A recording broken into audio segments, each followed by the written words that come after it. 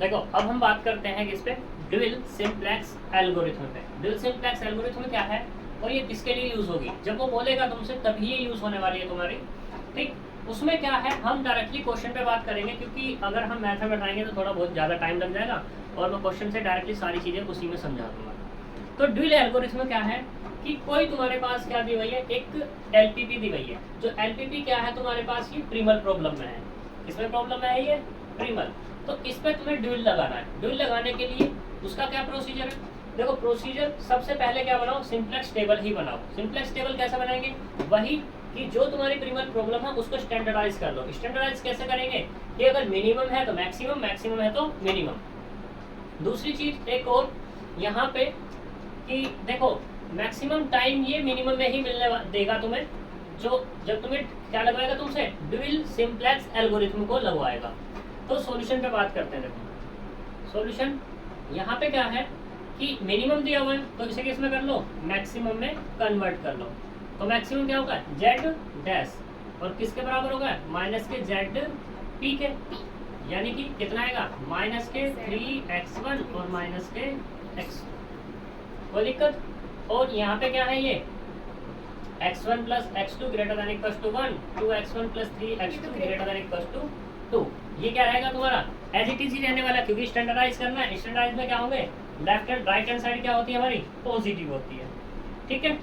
तो चलते हैं इसमें। और दूसरी चीज, हाँ जी बिल्कुल, और क्योंकि यहाँ पे ये तुमसे लगवा रहा है कौन सा, ड्यूल सिंप्लेक्स एल्गोरिथम।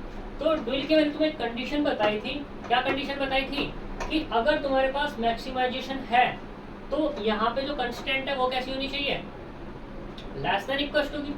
लेकिन हमने ये वाला जेड पी मिनिमम से मैक्सिमम तो कर लिया, लेकिन ये भी तो हमें क्या करना पड़ेगा, right hand side less than equal to, यानी कि ये जो कंडीशन दी हुई है ये ग्रेटर देन इक्वल टू की, ये किस में कन्वर्ट करनी पड़ेगी मुझे, लेस देन इक्वल टू में।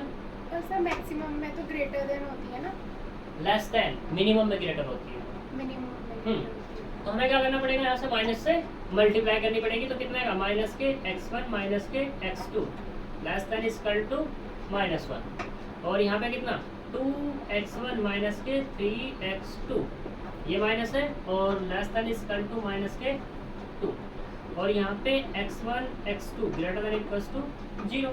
पर ये तो फिर ऐसे हो जाएगा, सिंप्लीफाई करो, z डैश बराबर कितना आएगा, माइनस के 3x1 माइनस के x2, और यहाँ से माइनस के x1 माइनस के x2 प्लस x3 बराबर माइनस के 1।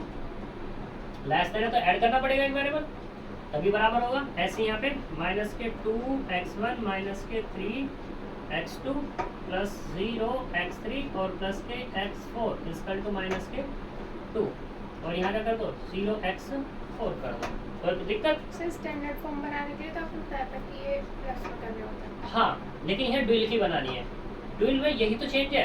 अगर वो ड्यूल ना कहकर सिंप्लेक्स मेथड कह देता, तो सिंप्लेक्स में क्या होती है, वो तो एज इट इज है ही हमारे ग्रेटर, मतलब ये वाले पॉजिटिव, भाई ये जो 1 और 2 दिए भाई ये तो पॉजिटिव है ही अगर सिंप्लेक्स की बात करता। लेकिन यहाँ इसलिए किसने किसकी बात की है, ड्यूल सिंप्लेक्स मेथड की। और ड्यूल सिंप्लेक्स मेथड की जब बात हो रही है तो सिंप्लेक्स हटाओ थोड़ी देर के लिए, ड्यूल पे बात करो। तो ड्यूल क्या था, जब हमारे पास जेड पी था हमें जेड डी में कन्वर्ट करना है। अगर ये तुम्हारा कैसा है, मैक्सिमम का केस है, तो सारे के सारे लेस होने चाहिए ना। और अगर तुम्हारे पास मान लो ये मिनिमम का केस है तो ये सारे के सारे ग्रेटर होने चाहिए ना ड्यूल बनाने के लिए। तो वही केस तो है, ड्यूल की हेल्प से ड्यूल करना है। तो ये मैक्सिमम हो गया तो क्या आने चाहिए, ये लेस देन ही तो आने चाहिए। अब कोई तो दिक्कत, इसमें हम ये माइनस वगैरह नहीं देखेंगे। हाँ जी यहाँ तक कोई दिक्कत। तो इसको मैं ऐसे लिख लूँ 0x3 प्लस 0x4, और यहाँ से कितना x1 x2 x3 x4 greater than equal to 0। कोई प्रॉब्लम, फिर से वही केस हियर, n बराबर कितने हैं 4 एंड m बराबर कितने हैं 2। तो पुट करो यहाँ पर, put variables equal to 0। Sir ये n-1 कितना n माइनस m, वो कितना आएंगे 4 minus 2 equal to 2। 2 variable 0 put करने हैं मुझे। जब 2 वेरिएबल 0 पुट करने हैं तो पुट करो, कौन कौन से पुट करोगे? पुट x1 बराबर x2 बराबर 0। जब x1 x2 0 पुट किए तो यहाँ से कितना मिला? x3 बराबर कितना -1 एंड x4 बराबर कितना -2। अब एक चीज़ बताओ मुझे, हमने अभी सिंप्लेक्स लगा चुके सबसे पहले, एक क्वेश्चन पहले भी किया है, तो जो हमारे वेरिएबल्स थे वो नेगेटिव आए थे कभी? नहीं आए थे ना। क्यों नहीं आए थे? क्योंकि वहाँ सिंप्लेक्स अप्लाई कर रहे थे। दूसरा, जब हमने क्या किया था, टू फेस मेथड भी अप्लाई किया था, तब भी नेगेटिव नहीं थे, तब भी पॉजिटिव ही थे। लेकिन अब क्या आ रहे हैं तुम्हारे पास? नेगेटिव। ठीक है, वो केस में कहाँ आएंगे? वो ड्यूल के केस में ही आएंगे, जब तुम ड्यूल सिंप्लेक्स मेथड लगाओगे। ठीक है, इसलिए इसका नाम अलग रखा गया है। यहाँ तक कोई दिक्कत? या हम ऐसे भी समझ सकते हैं, ऐसे समझो कि भाई एक बात बताओ, जब हमारे पास अभी तक हमने पढ़े थे सारे के सारे पॉजिटिव वाले पढ़े थे कि भाई जो हमारे बेस में वेरिएबल आएंगे उनकी वैल्यू पॉजिटिव आएगी, यानी कि बेसिक वेरिएबल की जो वैल्यू है पॉजिटिव आएगी, हमने वो पढ़े थे। अब नेगेटिव आ जाए तो फिर कैसे करें? तो उसके लिए क्या अप्लाई करेंगे हम? Dual simplex method. Dual simplex method क्या करेगा? जो बेसिस वेरिएबल हैं, जो बेसिक वेरिएबल हैं वो पॉजिटिव बनाता है। वो पॉजिटिव बनाने का तरीका वो हम बता रहे हैं हम। यहाँ तक कोई दिक्कत है? ये रफ करें, वहाँ नहीं आती टेबल, उसको रफ कर लेते हैं। ठीक है, बस यहाँ पे ये कह देते हैं कि अल्फा वन कितना देगा यहाँ से? ये आएगा -1 और -2। अल्फा थ्री कितना आएगा? -1 -3 माइनस अल्फा 2 हाँ -1 और -3 अल्फा 2 आएगा। हाँ अल्फा 3, अच्छा ये 2 लिख दिया मैंने, 3 लिख दिया, सॉरी 1 0 और यहाँ पे कितना? अल्फा 4 0 और ये अब बात करता हूँ इसकी सबकी।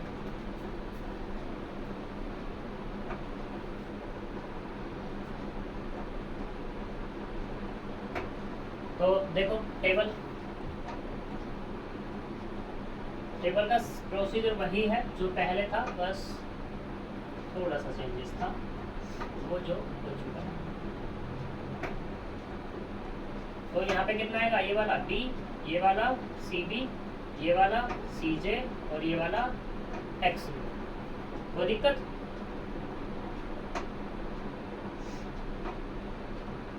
तो जब दिक्कत नहीं है, बेस में वेरिएबल कौन कौन बचे हुए हैं? x3 और ये x4। वैल्यूज कितनी है? कर दी, कितनी थी? उसकी तो ये थी हमारे पास -3 -1 0 और 0। तो ये वाला कितना? x1 x2 x3 और ये x4।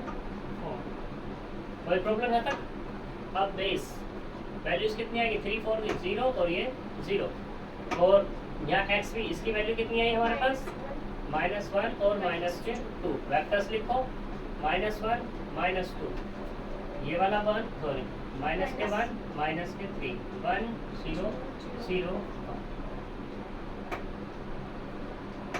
कोई दिक्कत? यहाँ से अगर मैं निकालूँ z डैश तो कितना निकलेगा? 0।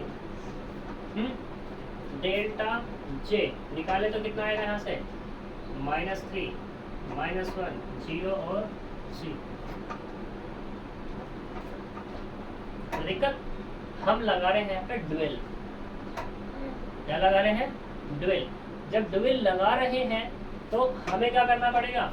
हमें ये अपने सारे के सारे पॉजिटिव बनाने होंगे, बेसिक वेरिएबल। तो ये तो बताया था मैंने कि हमें क्या बनाना है यहाँ पे? ये बेसिक। अब मान लो बेसिक वेरिएबल हमारे कैसे आ गए? नेगेटिव आ गए, तो सॉल्यूशन हमारा क्या फिजिबल होगा या नहीं होगा? फिजिबल सॉल्यूशन एग्जिस्ट ही नहीं करेगा। जब फिजिबल एग्जिस्ट नहीं करेगा तो यही खत्म हो जाएगा। लेकिन ये तो हमारा फिजिबल सॉल्यूशन देगा, और देगा कब? जब हम क्या करेंगे? इन बेसिक वेरिएबल को क्या बनाएंगे? पॉजिटिव बनाएंगे। पॉजिटिव बनाने का तरीका क्या है? उसके लिए हमारे पास हम क्या करते हैं? तो देखो, since all delta j less than equals to 0 but x3 बराबर -1 एंड x4 बराबर -2, then no feasible solution exist, यानी कि फिजिबल सॉल्यूशन एग्जिस्ट नहीं है, ऐसा भी कह सकते, ठीक है, ऐसा कह सकते हैं, then does not feasible solution exist. ठीक, तो यहाँ पे ये चीज होगी, हमें चाहिए क्या, for feasible solution, feasible solution के लिए हमें क्या करनी है, बात करनी है। तो जो फिजिबल सॉल्यूशन के लिए बात करेंगे, then now convert basic variables positive into positive, ठीक है, पॉजिटिव ही क्या, इंटीजर जी नाम ले आएंगे, ठीक है, जी नाम दे दो, गड़बड़ जाएगी। तो पॉजिटिव में हमें क्या करना है, इसको कन्वर्ट करना है, बोलो, ठीक है, पॉजिटिव में क्या करना है, कन्वर्ट। जब पॉजिटिव में कन्वर्ट करेंगे तो उसके लिए मुझे चाहिएगा, हमें चाहिएगा कौन सा, डिटरमाइन लिविंग वेक्टर और डिटरमाइन एंटरिंग वेक्टर। मतलब क्या होगा, एक तो इनकमिंग वेक्टर चाहिए और एक चाहिए मुझे आउटगोइंग वेक्टर। इनकमिंग वेक्टर और आउटगोइंग वेक्टर कैसे निकालते हैं, इसके बारे में सोचो। देखो ये है एक्स बी आर, ठीक है, एक्स बी आर का फॉर्मूला है minimum of X B I less than 0, और एक्स बी आई कितने हैं यहाँ पे, यही तो है एक्स बी आई, ठीक है, ये B1 और ये वाला B2, यानी कि एक्स B1 एक्स B2, क्योंकि दो ही बेसिक वेरिएबल है हमारे पास, एक्स B1 और एक्स B2, ठीक। तो एक्स B1 की वैल्यू कितनी है, -1, एक्स B2 की वैल्यू कितनी है, -2। इन दोनों में मिनिमम कौन है, -2 ही तो मिनिमम है, और -2 मुझे कहाँ से मिला, यहाँ से, -2 यहाँ पे है, तो यहाँ पे सबसे पहले मुझे मिलेगा इनकमिंग आउटगोइंग वेक्टर, क्या मिलेगा, आउटगोइंग वेक्टर, ठीक है। अब आउटगोइंग वेक्टर के बारे में सोचो, अब से पहले हमें जो पहले क्या मिल रहा था, इनकमिंग वेक्टर मिल रहा था, आउटगोइंग वेक्टर, अब से जितने भी केस हमने लगाए सभी में क्या मिल रहा था, इनकमिंग वेक्टर। लेकिन अब हमें ये भी कह सकते हैं, जब ड्यूल एल्गोरिथम लगाएंगे तो वहाँ पे क्या मिलेगा मुझे, आउटगोइंग वेक्टर पहले मिलेगा, ठीक है, लिविंग भी कह सकते हैं उसको। तो इसका मतलब क्या हुआ, एक्स बी 2, यानी कि आर बराबर कितना हो गया यहाँ पर 2, यानी कि रो 2, ठीक है, यानी कि बीटा 2 बराबर बाई 4, बीटा 2 बराबर बाई 4, ये कह सकते हैं बीटा 2 और ये वाला बीटा 1, ठीक। वो तो हम पहले भी लगाया था हमने, y1 बार, y2 बार, y3 बार वाला, जब डिवाइस सिंप्लेक्स लगाया था हमने, और डिजेनरेट वाला, ठीक है, उसमें। अब बात करते हैं किसमें, डिटरमाइन द एंटरिंग वेक्टर। अब हमें एंटर करने वाला वेक्टर चाहिए, जो एंटर कौन करेगा। तो देखो यहाँ पे होगा फॉर्मूला उसका डेल्टा के अपॉन वाई आर के, आर बराबर मिल चुका है कितना, 2, यानी कि इस वाली रो में एंटर होना है मुझे, तो कितना आएगा, डेल्टा के अपॉन y2 के, इसमें से क्या चाहिए, मुझे चाहिए minimum of j, minimum j मतलब delta j upon y2 j, और y2j क्या है, लेस देन इक्वल्स टू 0, यानी कि इस रो का यूज करना है मुझे, इस वाली का, और इसमें से सिर्फ मुझे कौन से लेने हैं, जो हमारे क्या हो, लेस देन 0 हो, और लेस देन 0 यही तो है दोनों, तो जब ये है तो कितना आएगा इसकी वैल्यू, कितना आएगा, डेल्टा 1, डेल्टा 1 कौन है, ये वाला, भाई ये तो डेल्टा 1 है, ये डेल्टा 2 है, ये डेल्टा 3 है, और ये डेल्टा 4 है, कोई दिक्कत, पक्का। तो माइनस के 3 अपॉन -2, माइनस के 1 अपॉन -3, -3 अपॉन -2, -1 अपॉन -3, तो कितना मिला मिनिमम, 1/3 तो मिलेगा, क्योंकि यहाँ पे अगर तुम इसको बात करोगे तो ये मिलेगा मिनिमम ऑफ 3/2, और ये कितना 1/3, तो इसमें मिनिमम कौन है, 1/3, और ये कितना हो जाएगा तुम्हारे पास, ये 1/3 किससे मिल रहा है, इससे, यहाँ तक कोई दिक्कत, 1/3 इससे तो मिल रहा है, इससे, यहाँ तक कोई दिक्कत है। तो यहाँ पे के बराबर कितना हो गया 2, जब k बराबर 2 हो गया यानी कि ये मिला डेल्टा 2 अपॉन बाई 2 2। ठीक के बराबर 2 कैसे हो गया सर? है, के बराबर 2 k बराबर 2 कौन से उस पर मिला है, ये 2 पे। 2 पे भी तो मिला यानी कि बाई 2। ठीक है।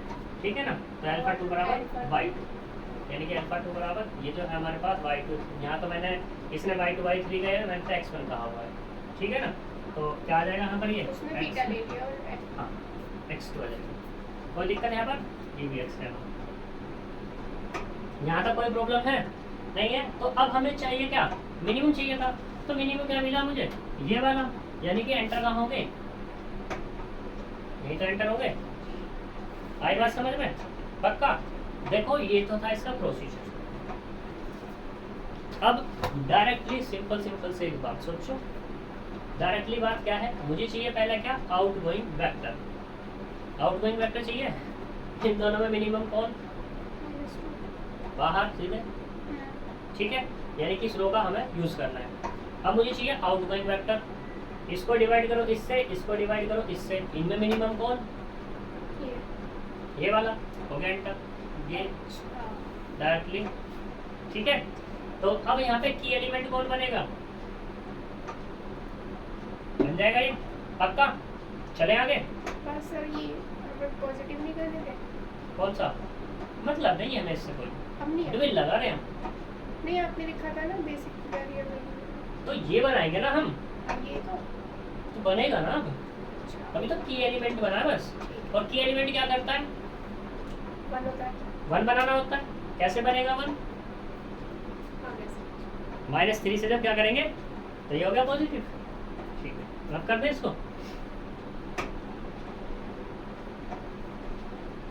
जब तुम सारे सवाल करोगे तो ये तो मैंने प्रोसीजर बताया था तुमको कि किस तरीके से निकलता है, लेकिन डायरेक्ट तरीका ये क्या है इसका कि इन दोनों में से मिनिमम देख लो कौन सा है, -2 इससे बाहर, इस रो में एंटर होना है। अब मुझे मिनिमम चाहिए, इसको इससे डिवाइड करेंगे और इसको इससे डिवाइड करेंगे, तो इन दोनों में मिनिमम कौन है, 1/3, उसमें क्या हो जाएंगे, एंटर हो जाएंगे। ठीक है, वहाँ की एलिमेंट बन जाएगा मेरा अपना। तो क्या मिला यहाँ से, देखो टेबल क्रिएट करो, तो ये मिलेगा b, ये वाला cb, ये वाला xb, ये cj, -3 -1 0 0। अगले वाला ये कितना x1, ये वाला x2, ये वाला x3, ये वाला x4। अब देखो बाहर कौन जा रहा है, x4, अंदर कौन आ रहा है, x2। तो यहाँ पे कितना, ये वाला x3 और ये वाला x2। कोई दिक्कत, यहाँ पे क्या बनाना है 1, तो क्या करेंगे -3 से डिवाइड।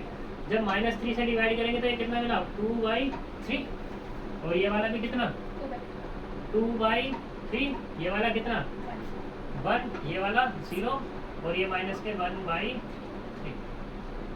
कोई प्रॉब्लम, इससे ऊपर क्या बनाना है 0, तो हमें क्या करना होगा r इसमें रखना है, r1 में रखना है r1 प्लस के r2, क्योंकि -1 ऑलरेडी है, ये 1 है अपना, तो ऐड ही तो करेंगे जब आएगा। अब देखो यहाँ पे ये कितना -1, यानी कि ऐड करना है मेरे को, तो 2/3, 2/3 कोई सा पहले लिख लो तो एडिशन है, जब सब्ट्रैक्शन होता तब दिक्कत होती। तो ये कितना है -1 1 1 और ये 0, ऐड करेंगे तो कितना आएगा 2/3 -1 ही तो आएगा यहाँ पे। कब पे, यहाँ पे -1 ये वाला भी। अब ठीक है, अब तो सही ना, ये कितना हो गया, ये भी -1/3, ये 0, ये 1, ये -1/3। सही, तो कितना मिला -1/3, -1/3 0, a1, ये -1/3। अब अगर बात करूँ किसकी, z' की, तो पहले इनकी वैल्यू रख लो, x3, ये 0, x2 -1 -2/3। Delta j, delta j इसकी मल्टीप्लाई माइनस, तो माइनस के कितना होगा -3 और प्लस के 2/3, कितना आएगा 3 3 9, यानी कि -7/3, -7/3। अब कितना, ये वाला 0, ये भी 0, इसकी मल्टीप्लाई माइनस के 1/3। सारे के सारे कैसे हैं, सारे डेल्टाज नेगेटिव हैं, लेकिन बेस में भी नेगेटिव वैल्यू बची हुई है, तो नो फिजिबल। फिजिबल बनाना है उसके लिए क्या करेंगे, फिर से वही केस, आउटगोइंग वेक्टर पहले चाहिए, तो अब तो मेरे पास एक ही है, तो यहीं से बाहर हो जाएंगे, क्या दिक्कत है, क्या हो जाएगा यहाँ से बाहर, ठीक है। मिनिमम, इसमें मिनिमम रेशियो की जरूरत नहीं पड़ती इसमें ना? मिनिमम की जरूरत ही नहीं पड़ी वैसे, लिखने की जरूरत नहीं, ठीक है। लेकिन फिर भी अगर तुम लिखना चाहोगे तो मिनिमम ही से आ जाएगा बाहर, जरूरत नहीं है। जरूरत नहीं है उसे, ठीक है। दूसरा यहाँ से बाहर हो गया, अब हमें चाहिए आउटगोइंग वेक्टर। आउटगोइंग वेक्टर में क्या चाहिए, नेगेटिव, नेगेटिव तो यही है, ठीक है। तो इन दोनों में माइनस के 7/3 और माइनस के 1/3, माइनस के 1/3 और माइनस के 1/3, इसकी वैल्यू कितनी आई 7, इसकी वैल्यू कितनी आई 1, तो मिनिमम कौन है इसमें 1 है, तो यहाँ पे क्या होंगे एंटर। की एलिमेंट क्या बना, कोई दिक्कत, पक्का, चलो तो हो गया क्वेश्चन अपना तो।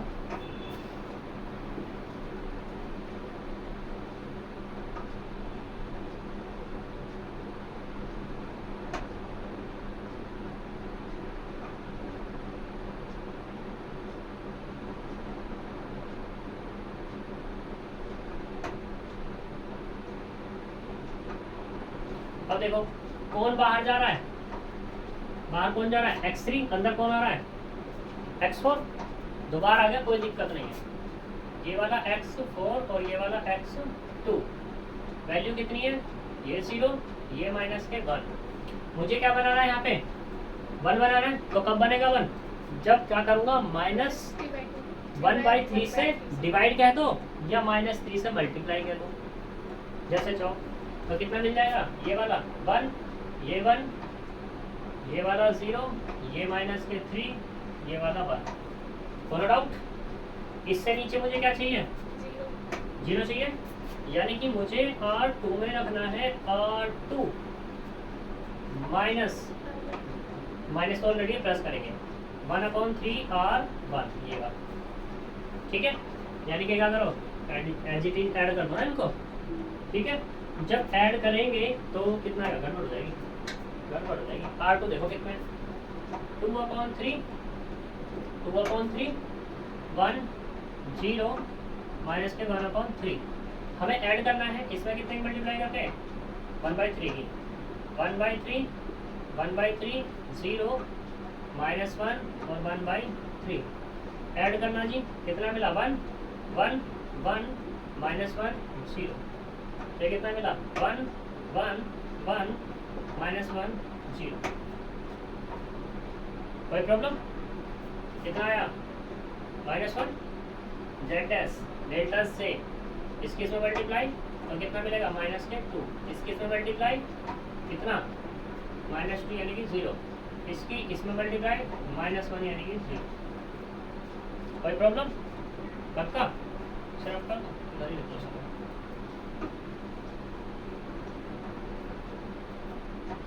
तो देखो since all delta j less than equals to 0 and all basic variables are positive, then optimal solution exists in books, optimal solution exists, इस लाइन का काम चल जाएगा, ठीक है। और वो कितना z डैश बराबर कितना -1, किस पे एट x1 बराबर कितना है 0, x1 है कोई वहाँ पे, x2 बराबर कितना है 1, x3 बराबर कितना है 0 और x4 बराबर कितना है वो भी 1।